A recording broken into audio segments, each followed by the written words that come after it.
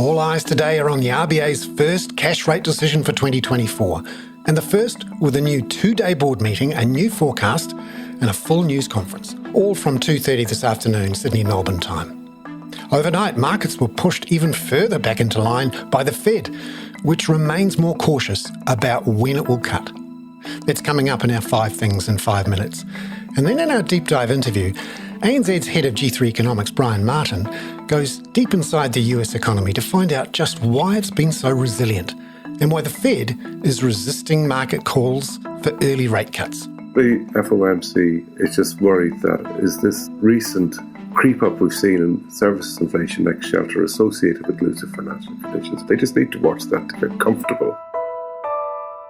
But first, in 5 and 5 with ANZ, US Federal Reserve Chairman Jerome Powell has pushed back strongly again overnight at market expectations of early cuts in the Fed funds rate. That has driven up US Treasury bond yields by between 9 and 13 basis points, and expectations of a cut in March have dropped to under 20%. They were over 60% as recently as a week ago. Attention is now switching to the next Fed meeting in May, with expectations of a first cut there being just over 75%. Chair Powell gave an interview to CBS 60 Minutes where he was again cautious about cutting too early. We have a strong economy. Growth is going on at a solid pace. The labor market is strong, 3.7% unemployment. With the economy strong like that, we feel like we can approach the question of when to begin to reduce interest rates carefully. And we want to see more evidence that inflation is moving sustainably down to 2%. We have some confidence in that. Our confidence is rising. We just want some more confidence before we take that very important step of beginning to cut interest rates. Number 2, that caution is forcing financial markets to unwind their bets on lower US interest rates, which typically makes stocks more attractive and the US dollar less attractive. So when expectations of US interest rates rise, US stocks often fall and the dollar rises. As of 5 a.m. Sydney-Melbourne time, the US 2-year yield was up 9 basis points to 4.46% and the 10-year up 13 points at 4.16%. That pushed the US dollar up against the Aussie in particular and the Kiwi. The Aussie was down at 64.81 US cents at 5 a.m. from 66 cents as recently as Friday night.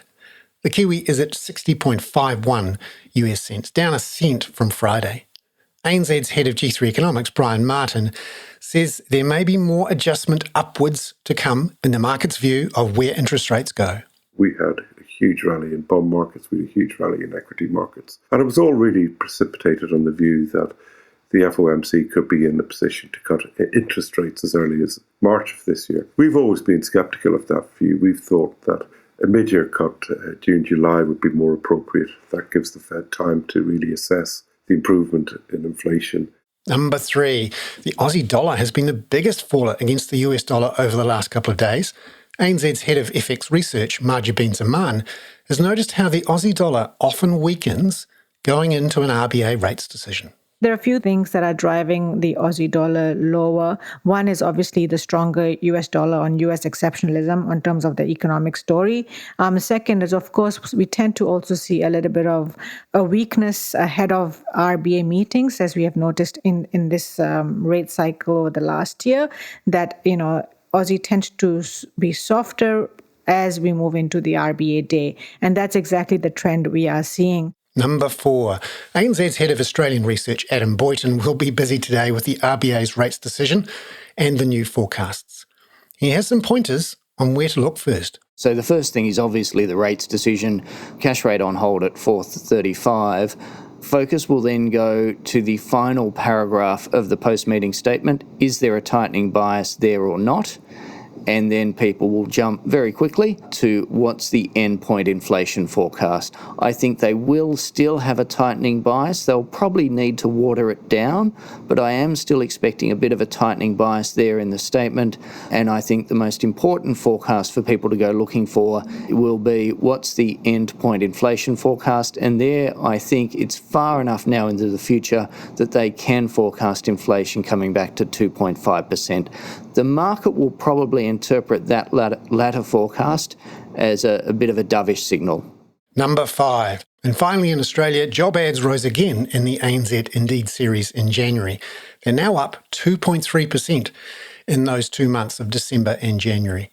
ANZ Australia economist Maddie Dunk says that robustness in recent months points to just how resilient the labour market has been. We know that even though there is more slack coming in, things are still pretty tight. You look at businesses are still calling out for workers. Around 80% of businesses say that labour is a key constraint on their output at the moment. And it just highlights that it is going to be a long time before we see that supply-demand mismatch actually align. Maddie Dunk there.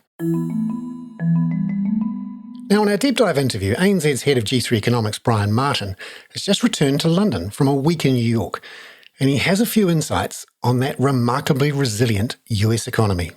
Why is US growth so strong? It looks even as if it won't even be a soft landing, it'll be a no landing. What do you think's going on here after the fastest, biggest rate hikes in a generation? I think one of the big things we've got is a shift in fiscal policy. Prior to the pandemic, the overriding tone of fiscal policy was debt sustainability and austerity. Now it's about really readying the economy for the 21st century. So investing strongly in getting the labour force trained to be back productive for the coming challenges of climate, of digitalisation, of electrification. So fiscal policy is very expansionary. Tax cuts continue to feed through. There's infrastructure expenditure, there's the climate support through the Inflation Reduction Act, and there's also onshoring. There's the CHIPS Act. And industrial policy in the United States is very supportive of what we call crowding in investment and supporting growth. The labour market is also very strong. Wealth gains have been very strong. Household balance sheets are very strong. House prices haven't collapsed, despite the fact that interest rates have gone up very sharply. The level of excess savings from the pandemic is still supporting consumption. So there's a whole raft of factors that are keeping economic growth strong. Do you think, though, that the goods disinflation and deflation may be different or separate from what's happening with services inflation, i.e. is the jury in yet on services inflation? If we could just look at the goods inflation first. When I do my analysis of the PCE deflator, I break it down into goods, services, shelter, services ex-shelter, and all those various different buckets to try and get a view of what's going on in the various different cohorts. Goods inflation is in the lowest 1% when you look at it on a 6-month annualized basis. It's in the lowest 1% of readings since the series began back in 1959. When you look at services inflation, that actually seems to have bottomed, and this is services inflation excluding shelter I'm talking about. That seems to have based in August, and it's actually been coming back up since. So I think the Fed is saying to itself, well, look, on the balance of probabilities, this weak goods inflation is unlikely to continue at the pace that it's at. And I think the reason it's so weak is because there's a hangover from the pandemic in the goods market.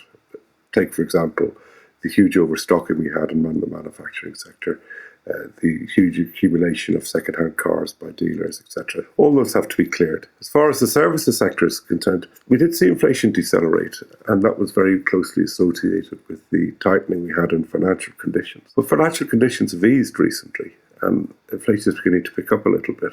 The FOMC is just worried that is this recent creep up we've seen in services inflation ex-shelter associated with looser financial conditions. They just need to watch that to get comfortable. I think in year-on-year terms, yes, we will see continued progress in inflation coming down this year, but how quickly and how sustainably it comes down is a different question, and the FOMC needs to get really comfortable with that before it can begin to cut interest rates. Brian Martin there.